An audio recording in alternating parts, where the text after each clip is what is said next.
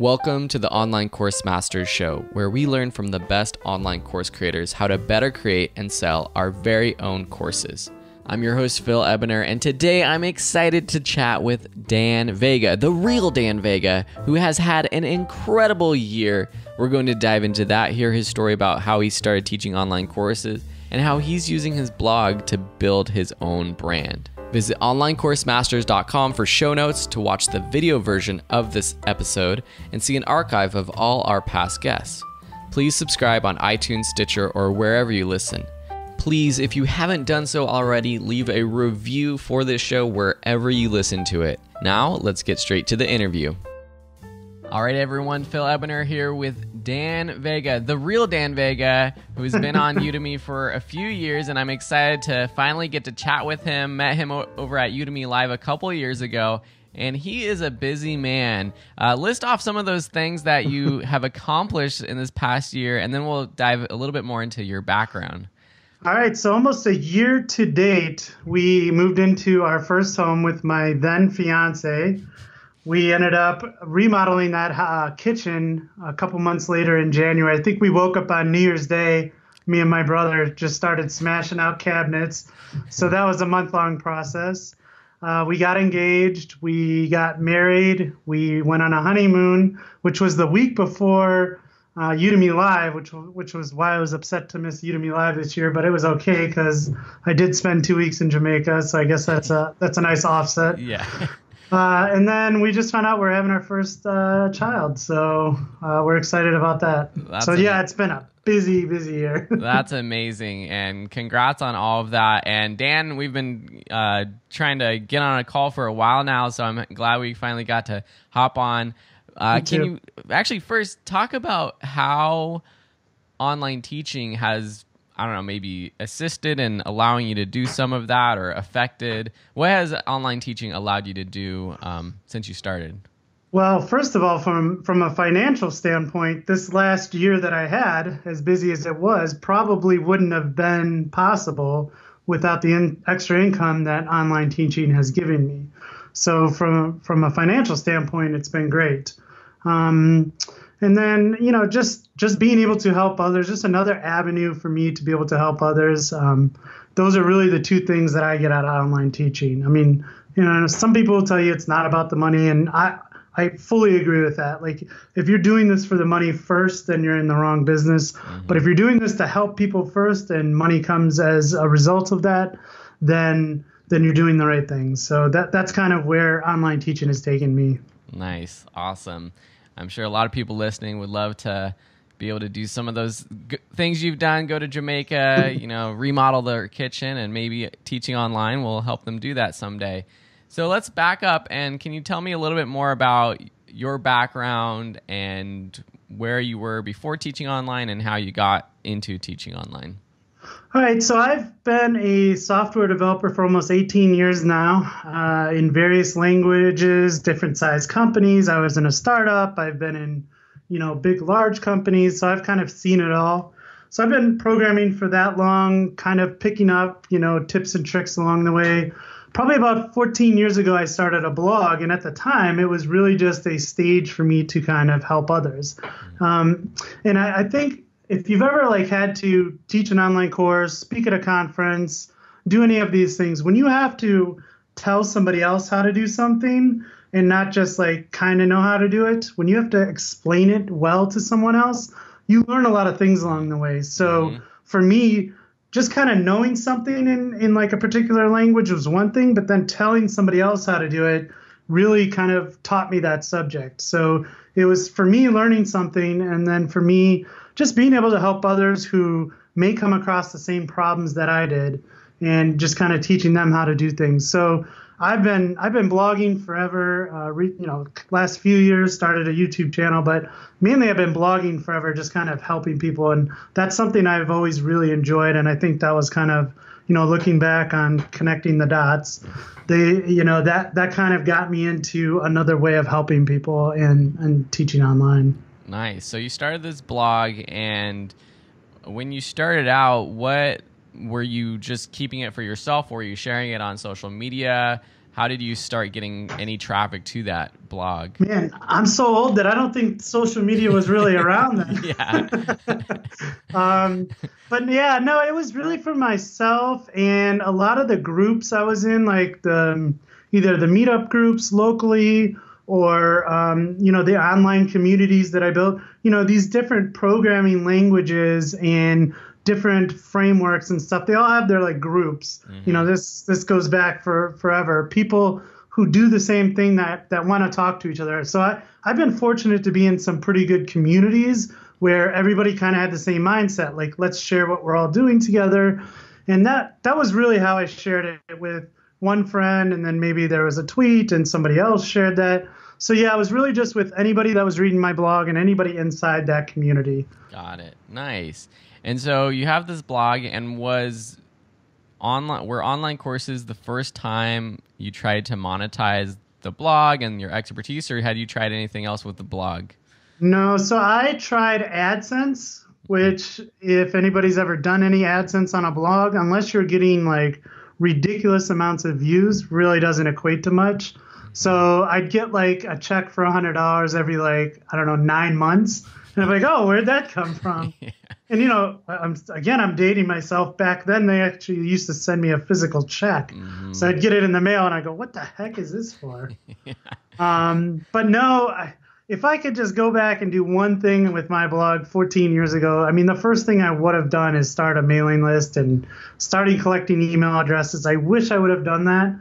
So anybody out there who's starting, that has to be the number one thing that you do, even if you don't plan on monetizing on that app, down the road, just do it anyways. Mm-hmm. But yeah, I didn't really make a lot of money off of it. I probably lost money because I was paying $20-$30 a month for hosting fees. So it was really just a place for me to teach other people. And to be honest, when I first built that blog, I used an open source project to build that blog out. I didn't use something like WordPress. Mm-hmm. I used something that me as a programmer could get in and like change stuff and add stuff to. And so it was a learning tool for me too, which was kind of great. Nice. Okay, cool. So take us into teaching online classes. How did you even find out about teaching online classes, and what was the process with your first class like? So 2 years ago, which was 2015, I was looking for, I think I had bought, so the year before, 2014, I think I bought a bunch of courses on Udemy during their Black Friday sale. So I would see all these courses for like $10. I bought like 5 or 6, probably watched 2 or 3, and the other 2 just kind of sat around. But that's when I first kind of got hip to kind of the online teaching world.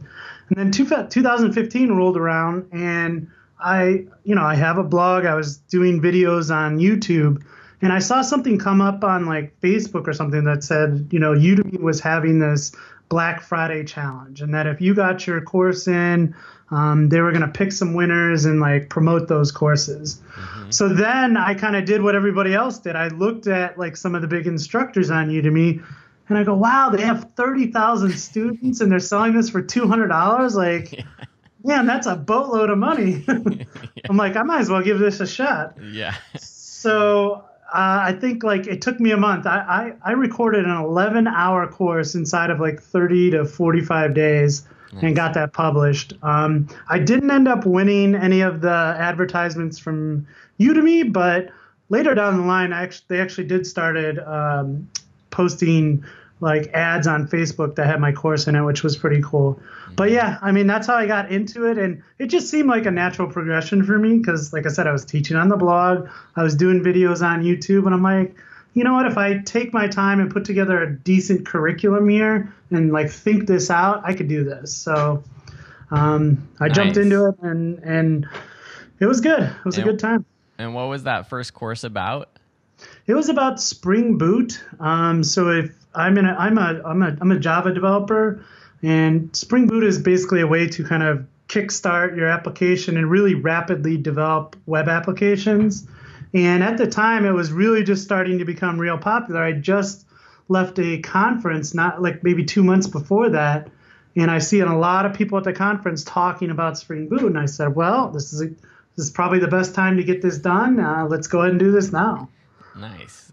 So that was kind of, just something that you're passionate about at the time and you decided Yep. to teach it. So what, do you remember your first sale, and was it something, were you promoting this course to your blog audience at all, or how did you get those first initial sales? So I looked back. It's funny enough. I looked back. My first, I went live with it on November 17th of 2015, and coincidentally enough, November 17th of 2016 is the day I moved into my house. So I'm hoping there's something big on the 17th this year.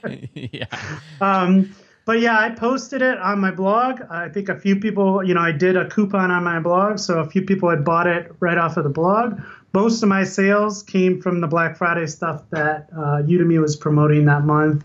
Nice. I think I did like $675 in that half month, but it was all Udemy promotions for Black Friday. So wow, that's a pretty good first month, which probably for you was like, okay, let's do this. yeah, no, it was great. I quickly understood after like the first 2 months what the Udemy model was, and that I wasn't going to be getting 30,000 students at $200 a pop. Mm-hmm. But in any sense, I think when you first make that first dollar or first few dollars, especially when you're sleeping and you wake up and you find out that you made money, like that really gets you excited about the opportunity of teaching online. So yeah, totally. So you have that first course, and since then I see on Udemy at least you have 5 total courses now. 1 is free, but you had a ton of success with that first course, and it seems to be your best-selling course, at least in terms of the most reviews. Is it still the best-selling course of yours? Yeah, it is. So that's about 2 years old now, and it is a specific version of a software. So we are a little bit older on that, which is why I'm actually in the works of creating a new version of that course. Mm-hmm. I struggled with, do I just want to just update this one or create a new one? But there's so much new stuff, and I think I've learned a lot since that course, so I'm taking a new approach to creating this 2.0 version. Yeah. But yeah, that was the first one. That's been the most successful one, and that has enabled me to do other ones. And really, I've just kind of been picking up topics that I like. And then lately, I just launched a new course last week with a friend of mine, John Thompson, who you may know. Mm-hmm. And he and I worked on a course together that has to do with Spring Boot and Angular and kind of putting those two technologies together. So that was a lot of fun, and that's been doing really, really well, even after just a week. So nice. Perfect timing for Black Friday, too. And I know Angular is one of the most popular topics on Udemy now. So that's awesome. You and John, two kind of heavyweights in Udemy, coming together to create a course that seems like to be a perfect mesh for that topic, because there are other people who, are already sort of stabilized in the Angular market, but that's a good strategy to try to jump in, use both of your audiences to jumpstart that course and hopefully make it a bestseller. So, and I think one thing you said there, there are opportunities in markets where people are stabilized. There are some big players in the Angular market, but we're not teaching somebody just Angular. Mm-hmm. We're teaching them a combination of Spring Boot and Angular and how these technologies mash together. So if you can find a foothold in there, do it. Don't just go out and create another course that one of the big guys are already doing, because you're not gonna move the needle there. You need to find a way to set yourself apart from those people. And I think we found a good way of capturing that market and the Java market. So those are two of the biggest programming markets on Udemy, and kind of getting people from both of those, and then being able to advertise to all of our existing students already. So yeah, it was a good plan, and it took a little while to come together, but I think the course came out great. So nice. And is there anything you're doing with your promotions for that new course that seemed to work on Udemy or off of Udemy? So this is a tough one. So I wanted to always sell this new course on our platform. So I have my own platform on Teachable, and John has his own platform on Teachable as well. And we have our own mailing list. He's got a much larger mailing list than me, but I built up a pretty nice mailing list this year. So my plan was to market towards, all my existing mailing list to my Teachable class. And so we did that, and we came up with a pretty good strategy, and it worked well. But at the same time, I think what we did wrong here is we didn't space these out enough. We kind of crammed this in because Black Friday is coming. And so we would people would buy our course on Teachable, and then a few days later find out it was available on Udemy now. And they were like, I just paid X amount of dollars for it here. I could have got it for $10 over here. What the heck? So there is a strategy if you're going to do both that we could probably have done a little better on. But at the same time, what we did then is we just went out and we said, all right, we did a bunch of coupons for Udemy at $10 a pop, but we said, hey, these are going to end on Monday night. And we had like a sequence of emails going out where we talked about the new course, where we talked about testimonials, because we got a bunch of upfront testimonials. We had some people beta test the course and give us some kind of feedback on it so we know what to expect from it. And then really just kind of walked people through that, but then kept stressing through the weekend, hey, Monday night, these coupons are going to be over. And so, yeah, we did pretty good on there, knowing that, again, this was just this Monday, knowing that we were going to run into Black Friday and get those sales as well. So that's always a hard thing, and I've struggled with it too, is like deciding, do I promote the course on my Teachable site or on Udemy? There's, promoting it on my Teachable site, it builds that more controllable income, or it'd be nice to have more income on your own platform rather than sending it to Udemy. But there's that potential of, if you become a bestseller on Udemy and can make that consistent revenue without the extra work on Udemy, that's so nice. It's like, why not just send all your traffic to Udemy? So when you decided to launch this and initially promote it on Teachable, or what was kind of like the deciding point? Why not just put it on Udemy, I guess? What's the argument for putting it on Teachable as well? Hey, Phil here. Are you enjoying this episode? I really hope you are, and I hope you're learning to become a better online course creator. If you want to fast track your success, head over to onlinecoursemasters.com and get your free trial of the full flagship program, the Masterclass for Online Course Creators. Get more information at onlinecoursemasters.com. I think that you should never, ever put your business in the hands of somebody else. So while Udemy is great and they do such a great job of promoting courses, and honestly 90% of my sales are through Udemy, you need to be able to build up your own following. So, building up the blog and getting people to the blog and people on your mailing list. I just think it's important to have those people as a part of, your tribe. And you can't do that on Udemy. You can't get email addresses from people. You can't keep them informed on what you're up to these days. And so that's really the reason that I wanted to kind of start my own little community on Teachable. And, knowing that one day maybe I'll have like a subscription base where I can have, 20 of my courses there and just have like a one price type of thing. So yeah, no, totally. I think that's a good idea for the long run for sure. Cool. So it sounds like you've been busy. Can we talk about like what your typical day looks like? And actually, do you have a full-time job? Do you still do contract work or freelance work too? I do. I have a pretty busy day. I have a 9-to-5 job. I'm talking to you right now on my lunch break. So oh, nice. So I get up at 7. 6:45, 7 o'clock. I'm start answering personal emails, trying to answer Udemy questions, things like that. Doing any work that I can on my stuff. 8 o'clock rolls around, I grab a cup of coffee, and I get to work on my 9-to-5 work. I'll spend my lunchtime, as you see, doing whatever I can that I can work on, or just grabbing a quick bite to eat here, and then finish off the day. And then I usually head to the gym. As soon as I get home from the gym, me and my wife eat dinner, and then I'm probably back in my dungeon down here. I'm in the basement in like my office, and I'm back in the dungeon working on online course stuff. Cool, but you're working from home though, it looks like. Yes, I work from home. Nice. Well, that gives you a little bit more flexibility to, go on a Skype call at lunch or whatever. Right. It is great because, I don't lose 2 hours a day driving to and from work, which gives me more time to work on this stuff. So Honestly, I was telling my wife the other day, I don't know how normal people do it these days. Like I'm struggling with just trying to get all this done, and I'm home all the time. Yeah, no, I know. And even, I mean, I am so fortunate. And then my wife is also very fortunate. She is a hospice social worker. And so she pretty much creates her own schedule, but she does have to commute. She has to drive from patient to patient's house. But still, she can leave, around 9 or 10 and then gets back at 3 or so in the afternoon. And then she has to do like charting and extra work at home. But still, it's like, she's like, oh man, it's like, I hate having to drive and stuff. But like the thought of having to go into an office from 9 to 5, that just scares me now. So I'm like, okay, whatever I can do to not have to do that ever again.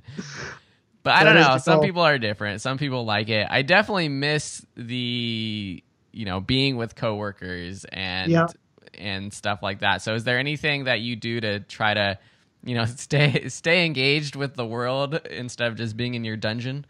Absolutely. So even back when I wasn't doing this and I was just working from home, I quickly realized that I was the same. Like I miss being around people. I need that interaction with people every day. So you need to find reasons to get out of the house. And at the time I was just lifting weights in a normal like global gym where everybody just goes, has their headphones on and does their workout and then goes home. And then somebody got me hip to CrossFit, and that was when I first got into CrossFit. And it was really more about the community. Like we worked out for an hour, but I made friends there. I like saw the same people every day. I had conversations with them. What are you up to this weekend? And then, a lot of really good friends came out of that I would then hang out with. And so I think you absolutely need to find a hobby to get yourself out of the house. Find something you like doing. Even if it's like 3 days a week and then do something on the weekend, I think that's great. If you just sit here all day, it's just not going to work. Like you need to find a way to get out of the house. Yeah, I totally agree. You mentioned Meetup, but I've used meetup.com to join some cycling groups and stuff. And then of course I adopted a dog like a month ago. So now that's my like office buddy, which doesn't replace a human, but it does give me someone else to talk to during the day. Even if they can't talk back. Yeah. Oh, cool. So you had a lot of success with Udemy. You're working full time. Have you put your courses on any other platforms aside from Teachable and had any success with that? Nope. They are nowhere. I mean, I looked at other ones. Especially things like Skillshare are just not for my courses because I have 10, 11, 12-hour courses into programming and they're more looking at like how to do like a specific thing there. Yeah. So no, I haven't really done anything else, anything elsewhere. Yeah. Okay. So with your courses, there's a lot of people who would love to get into teaching programming because it's such a popular topic on Udemy. What do you think the key is to creating a highly rated course in general, but also specifically for programmers and developers? What kinds of things have you seen that the students really like in a course? Well, you need to be responsive. I mean, and that goes for any course. So when students are asking questions, you need to respond to them. You don't need to respond to them the second they post the questions. I mean, you got to give.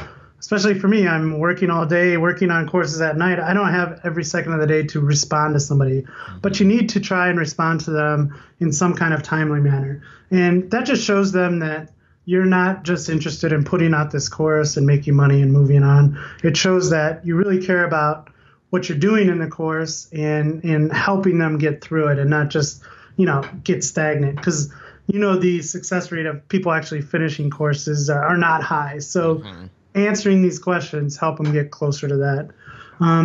For programmers and developers in specifically, so one thing I do is I make a checklist of what things that I'm going to do before I actually hit the record button.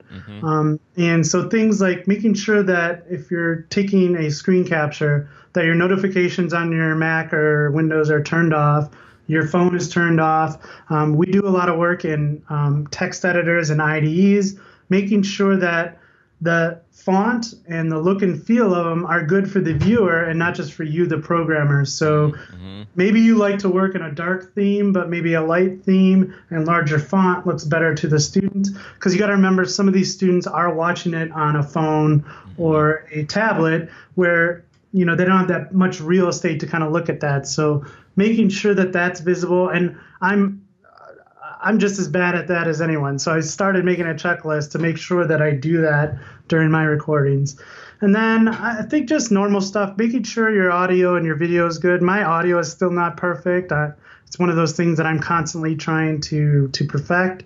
And really showing yourself too. I think too many people don't show themselves because there's too much, this is a programming course. I'm just showing people how to code. They don't need to see me, but you do get that really good connection with an instructor when you're able to see yourself. I don't think you need to be visible the entire course, but once in a while, show your face, talk to them, kind of let them see your personality, and then just go back to a regular screencast where you're just showing them code. So those are some of the things that I kind of do. I love it. And I think that last point about showing yourself sometimes is so important, especially as the market gets more and more competitive and filled with other courses. I talk about this a lot, but eventually people are just going to buy courses based off of the personality of the professor or the course creator, and then they buy that next course from you because they like you, and you build that trust, you build that relationship more by showing yourself. And I know Nick Walter, who has been on the show, is a great example of someone who just shows his personality so much through his, not just his promo videos, but throughout his courses. And I actually collaborated on a course with him, and seeing the way that he teaches is just, it makes sense why people love his courses rather than, some, just boring voiceover without seeing any sort of personality. So that's a good advice. And you make a good point there. Go out and purchase some of these other courses, especially, Black Friday's coming. I don't know when this is going to be released, but Black Friday's coming, and go buy some courses and look at what all these other top instructors are doing with kind of showing their personality in certain videos. And you don't need to steal that, but do something similar to that. And if it's working for them, it can work for you. So it can't hurt to buy these bigger courses and learn from them. Totally. And whenever people listen to this, Udemy will probably be having a sale. But this will probably come out around New Year's. So people listening right now when it launches, there will be a New Year's sale. Even better. January is usually my second best month of the year, so because of the New Year's sales. So. Yeah, January actually for the past couple of years has been even better than Black Friday for me. Wow. Better than November, which is crazy. So it's exciting time. We're recording this in November. It's just an exciting time for online course creators. Yep. So we talked a bit about your blog before, but let's talk a little bit more about growing your brand off of Udemy, the platform. You talked about how you spent a little bit more time or effort growing your email list this year. Is there anything specifically that you did to change that or make that better?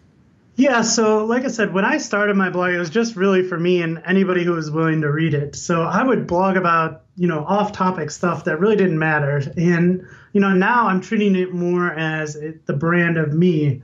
And so when you come there, I want you to get articles that are relevant to things that you're working on and not what I thought of the latest Star Wars movie or whatever. So one, kind of getting rid of a lot of that old content, doing content on it and get rid of that stuff. And we also kind of redesigned the blog. It looks a lot more professional now, and just kind of taking a more business approach to it. Creating lead magnets, creating free courses that people can sign up for on your mailing list to get. Just taking that more of a funnel approach to getting people into your world, so that they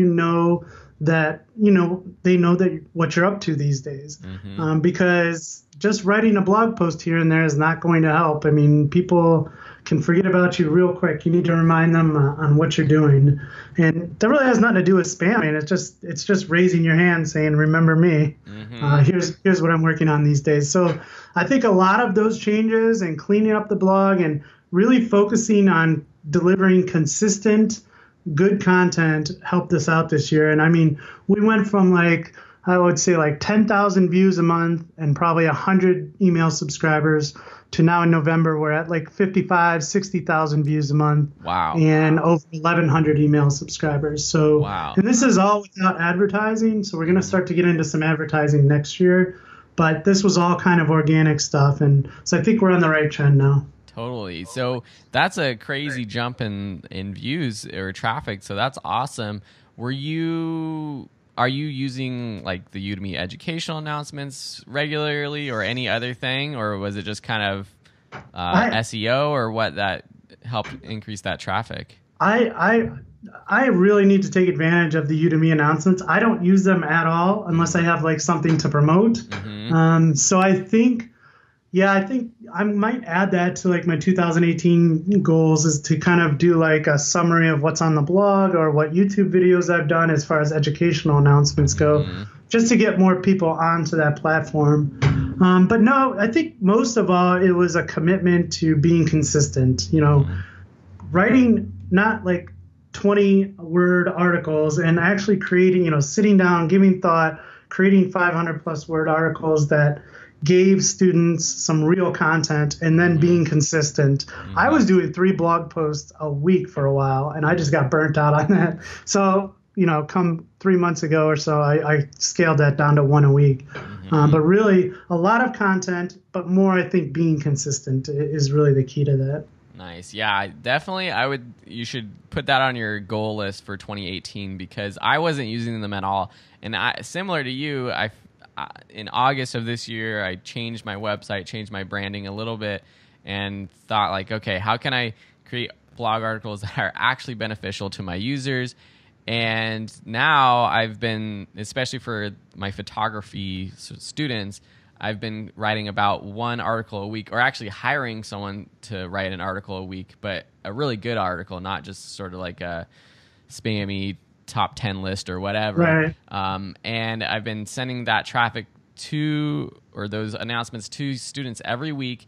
And just from that alone, I mean, my photography class has a lot of students, all my photography classes, but I've increased my traffic from around 30,000 views a month to like 40 or 50 now. So definitely, like, just from the Udemy audience, I think that would help boost your traffic a bit too. And you're just sending them to just a blog post, like an informational blog post, right? Yeah, just an informational blog post. And my own Video School Online newsletter is more of like a recap of everything I've done the past week.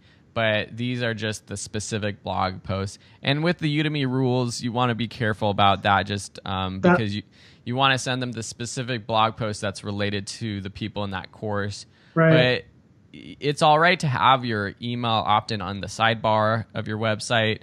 That's what I was going to ask. You promoting courses and other things in the content.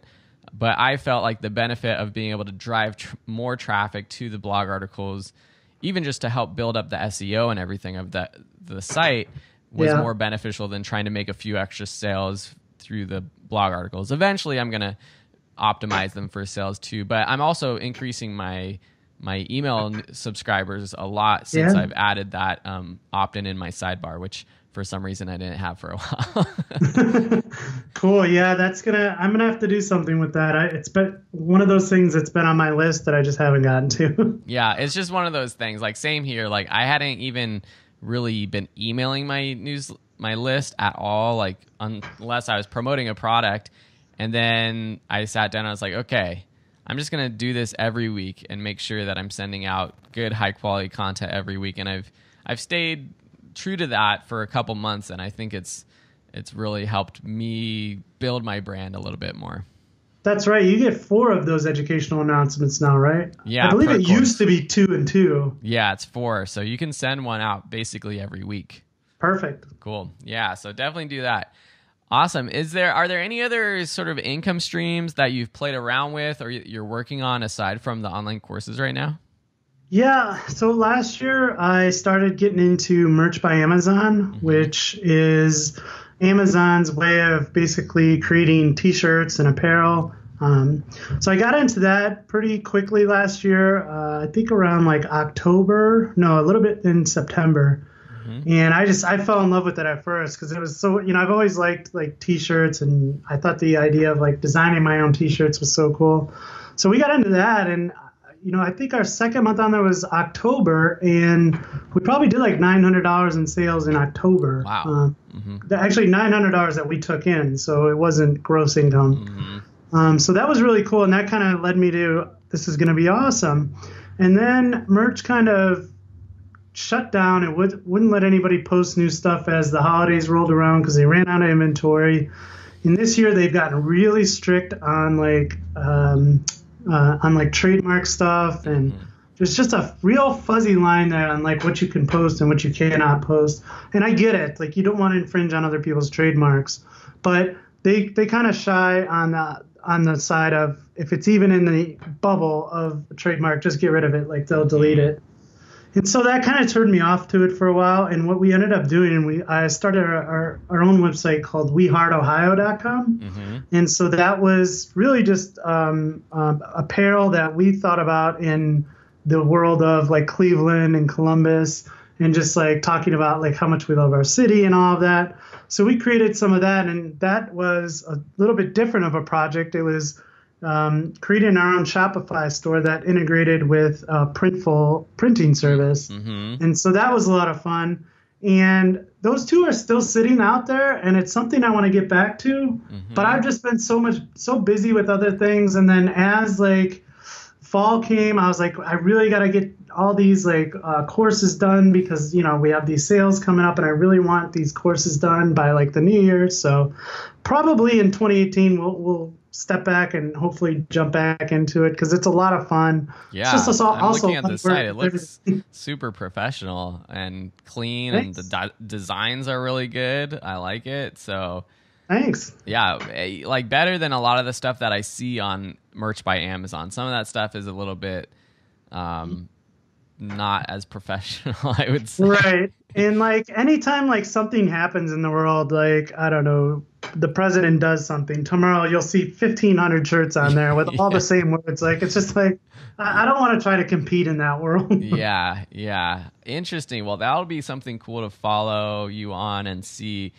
I mean, I don't know how you kind of grow the traffic to the site other than maybe advertising or social media or something like that.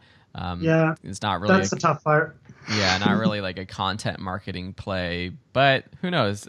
You know, maybe you always got to be wearing one of your shirts, and I mean, YouTubers are doing this all the time. It seems like I don't know why more YouTubers, and I'm glad that more YouTubers aren't getting into the online course space because all of them are busy trying to sell their own merch, and it's crazy. I guess everyone's just trying to build their own personal brand, and you know, there's a lot of kids that want to be like the YouTubers, so they buy that stuff, but it's crazy to me. Yeah, they could do so much more. I mean, I know a lot of people have kind of shied away from YouTube now, just as far as a monetization platform. I mean, it's still a great platform to publish videos and kind of talk about your brand, and with the online courses, promote your courses, but there's like that 1% that's like doing very well on YouTube, and everybody else is kind of below them. So yeah. Cool. So this is a cool project you might work on in the next couple years. Is there anything else that you're working on over the next few years, or goals that you have with online courses that you want me to help you stay accountable for? I have a bunch of ideas. Like everybody else, I think I have too many ideas. I'm like a mad scientist in my head right now. So there are things that I want to work on in 2018, but I don't want to talk about right now because I don't want to be held accountable for them. Come on, give me one.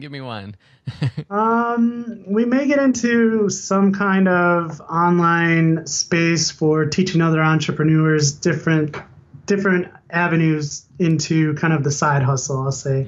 So I have a name and a business in place. So we might get into that space. Again, it's all about time management and prioritizing what we need to do and what we need to get done first. So cool. Nice. I got some ideas. It's a little mysterious, but I'll keep my eye out.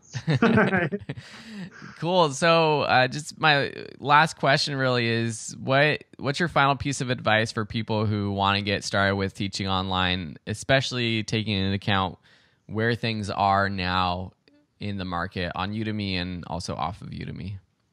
All right. So number one is easily just start something now. And I know you'll hear this from everybody in your world, Phil, and everybody else in any kind of entrepreneur world. Like, you just have to start something. You have to like stop doubting yourself and saying to yourself like, this will never work. you need to start something. And even if especially it should be on a smaller scale, don't do what I did and create a 12-hour course and think that that's a starting point, because looking back on it, I wish I would not have done that. Mm-hmm. Start something small.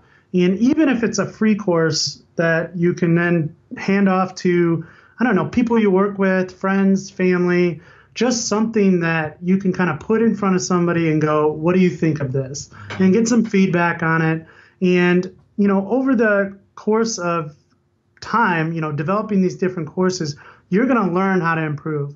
So my number 2 is do not try to be perfect. I'm a huge proponent of this. I always try and make everything perfect, and it's never going to be perfect. You just have to gradually learn what your mistakes are and get better at those as you keep going and you create the next course.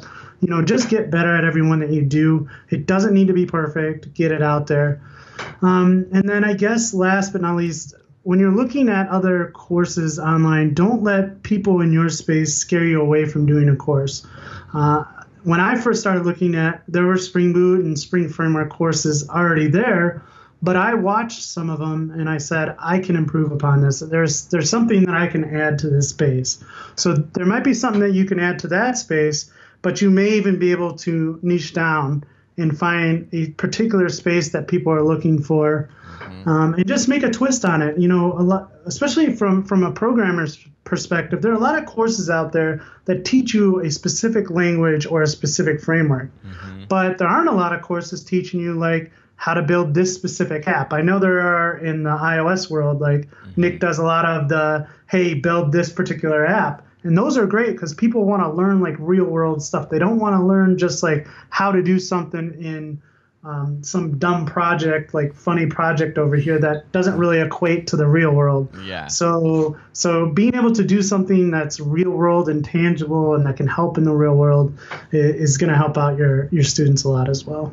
Cool. All three of those are great pieces of advice. So thank you for that. Hopefully everyone listening gets a little bit inspired from Dan's interview. Where can people find out more information about you and follow you and your journey? So I don't own danvega.com. I've been trying to get this domain for 20 years, but there's another Dan Vega programmer, so don't go to his site. So that's why I ended up with The Real Dan Vega. So you can find me on www.therealdanvega.com, and all of my links there, YouTube, Twitter, Facebook. You can find out about my courses there, etc. Perfect. And your website looks way better than just the danvega.com. So I know, The Real Dan Vega is great. I email him once in a while and go, hey, my course looks way better. Come on. Yeah. That's funny. Yeah, I've been trying to get another web domain for a while too, and it's so frustrating because the site, it doesn't have anything on there at all. So that's the worst part, especially when people don't use them. You're just like, why do you want to keep this? I'll give you $100. And I offered a decent amount of money just for anyways. I'll let you know. I'll let everyone know when I finally get that domain. All right. So cool. Well, Dan, it's been a real pleasure to have you on the show, and I look forward to seeing more of your success. And I hope you stay busy for the next year. You've had a crazy busy year this past year, and I'm excited to see how you do with everything. And good luck with the baby on the way and the marriage and the kitchen and everything else. Thank you so much, Phil. It's been great catching up with you, and I haven't seen you in a while, so it's good catching up with you. And thanks for everything you do with the podcast and video schools online. I appreciate it.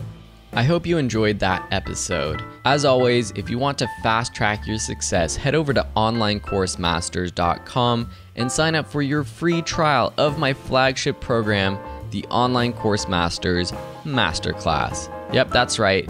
It's a masterclass designed to take you from zero to hero, creating and selling your very own online courses. If you haven't done so yet, please leave a review for this show wherever you listen. This is how we can help expand our audience and help teach the world. Thanks so much, and we'll see you next week in the next edition of the Online Course Masters Show.